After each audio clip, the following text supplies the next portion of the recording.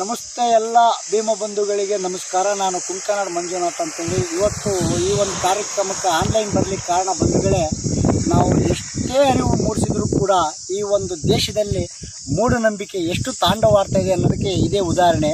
ಈಗಾಗಲೇ ಏನು ಗಂಗನಹಳ್ಳಿ ಮತ್ತು ಪಂಚನಹಳ್ಳಿ ಮಧ್ಯೆ ಸುಮಾರು ಮಧ್ಯ ಒಂದು ಜಾಗದಲ್ಲಿ ಒಂದು ಶಾಂತಿ ಮಾಡಿದ್ದಾರೆ. ಅವ್ರ ಕಾರಣ ಯಾವುದೋ ಒಂದು ಮೂಢನಂಬಿಕೆ ಹೆಸರಲ್ಲಿ ಒಂದು ಹೆಣ್ಣು ದೇವರು ಮಾಡಿ ಪ್ರತಿಷ್ಠಾಪನೆ ಮಾಡಿ ಈ ಹೆಣ್ಣು ಚೌಡಿ ಲೆಕ್ಕಾಚಾರದಲ್ಲಿ ಒಂದು ದೇವತೆ ಕಳಿಸಿದಾರೋ ಚೌಡಿ ಕಳಿಸಿದಾರೋ ಗೊತ್ತಿಲ್ಲ ಬಂಧುಗಳೇ. ಈಗ ಏನಾಗಿದೆ ಅಂದರೆ ನೋಡಿರಿ, ನಾವು ಈಗ ಈ ಚೌಡಿ ಬಾಯಲ್ಲಿರುವಂಥ ಒಂದು ದುಡ್ಡು ಬಂಧುಗಳೇ, ಇಲ್ಲಿ ದುಡ್ಡಿದೆ ಬಿಡಿ, ದುಡ್ಡು ತೆಗಿತಾ ಇದ್ದೀವಿ ನಾವೀಗ.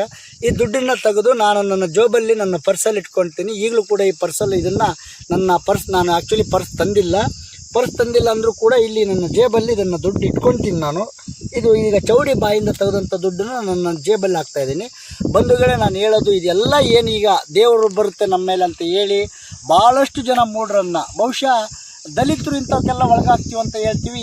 ಈ ಭಾಗದಲ್ಲಿ ಯಾರು ದಲಿತರಿಲ್ಲ ನಾನು ಅನ್ನೋ ಮಟ್ಟಿಗೆ. ಬಹುಶಃ ಬಹುಸಂಖ್ಯಾತರು ಮಾಡಿರೋದು ಅಂದರೆ ಮೇಲ್ಜಾತಿಯವರು ಮಾಡಿರೋಂಥ ಒಂದು ಕೆಲಸ. ಅವರಿಗೆ ಮೇಲ್ಜಾತಿಯವ್ರಿಗೆ ಇಷ್ಟೊಂದು ಈ ಮೂಢನಂಬಿಕೆ ಬಗ್ಗೆ ಕಾಳಜಿ ಇದೆ, ಮೂಢನಂಬಿಕೆ ಆಚರಿಸ್ತಾ ಇದ್ದಾರೆ ಅಂದರೆ ಅವ್ರನ್ನ ಯಾರು ಕಾಪಾಡಬೇಕಂತ ಗೊತ್ತಿಲ್ಲ. ದಯಮಾಡಿ ಬಂಧುಗಳೇ, ನಾನು ಇವತ್ತು ಕೇಳೋದಿಷ್ಟೇ, ಇಂಥ ಎಲ್ಲ ಮೂಢನಂಬಿಕೆಗಳನ್ನು ತಾವು ದಯಮಾಡಿ ನಿಲ್ಲಿಸಿ ಅಂತ ಹೇಳ್ತಾ, ನಿಮಗೇನಾದರೂ ಹುಷಾರಿಲ್ಲ ಮತ್ತೊಂದಾದರೂ ನಾನು ಹೇಳೋದಿಷ್ಟೇ, ನೀವೆಲ್ಲರೂ ಕೂಡ ಯಾವುದೇ ಥರದ ಎಲ್ಲೂ ಕೂಡ ಮಾಟ ಮಂತ್ರ ಯಾವುದೂ ಇಲ್ಲ ಈ ದೇಶದಲ್ಲಿ. ಯಾವುದನ್ನು ಮಾಟ ಮಂತ್ರದಲ್ಲಿ ಗೆಲ್ಲಲಿಕ್ಕಾಗಲ್ಲ.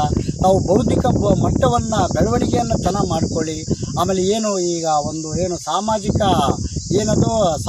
ಜಾಲತಾಣ ಅಂತ ಏನಿದೆ ಅದರಲ್ಲಿ ತಾವು ಇಂಥವನ್ನೆಲ್ಲ ತಾವು ಕೂಡ ನಾನು ನಿಮಗೆ ಫಾರ್ವರ್ಡ್ ಮಾಡಿದ್ದೇನೆ, ನೀವು ಮತ್ತೊಬ್ಬರಿಗೆ ವಿಶೇಷವಾಗಿ ಫಾರ್ವರ್ಡ್ ಮಾಡ್ಕೊಂಡು ಇಂಥ ಒಂದು ಮೂಢನಂಬಿಕೆಯಿಂದ ಹೊರಬಂದು ನಾವು ಒಳ್ಳೆಯ ಉತ್ತಮವಾದ ಜೀವನವನ್ನು ರೂಪಿಸ್ಕೊಳ್ಳಿ ಅಂತ ಕೇಳ್ತೀನಿ.